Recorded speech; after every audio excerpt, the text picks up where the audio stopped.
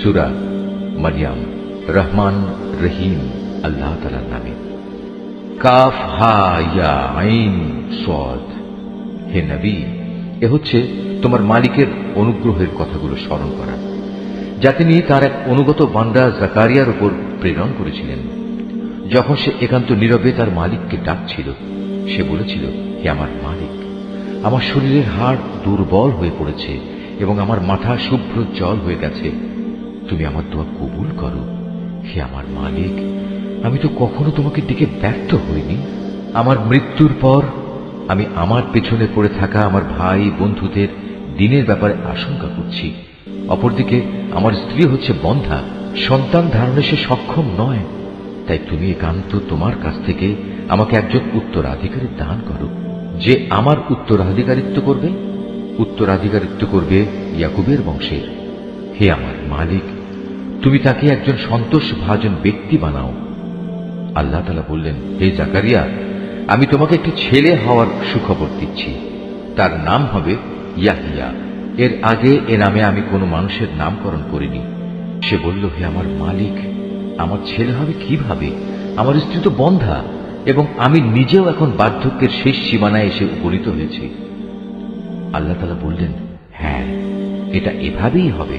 তোমার মালিক বলছেন, এটা আমার জন্য নিতান্ত সহজ কাজ। আমি তো এর আগেও তোমাকেও সৃষ্টি করেছিলাম যখন তুমি কিছুই ছিলে না।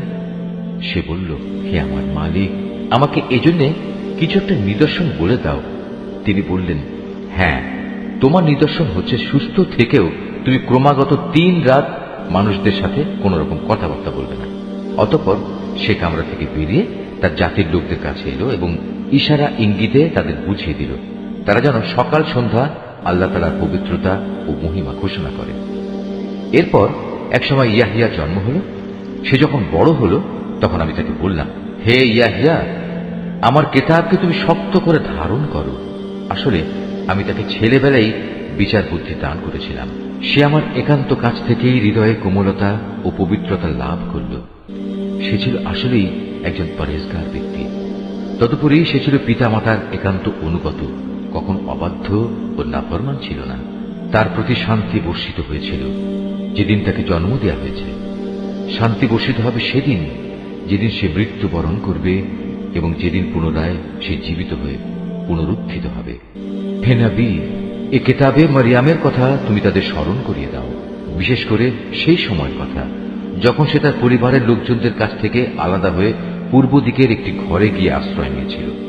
অতঃপর লোকদের কাছ থেকে নিজেকে আড়াল করার জন্য সে পর্দা করল। আমি তার কাছে আমার রূহ জিবরাইলকে পাঠালাম। সে পূর্ণ মানুষের আকৃতিতে তার সামনে গিয়ে আত্মপ্রকাশ করল। সে বলল, হে আগত ব্যক্তি, তুমি যদি আল্লাহ তাআলাকে ভয় করো, তাহলে আমি তোমার অনিষ্ট থেকে দয়াময় আল্লাহ তাআলার কাছে পানা চাই। সে বলল, আমি তোমার মালিকের পাঠানো দূত।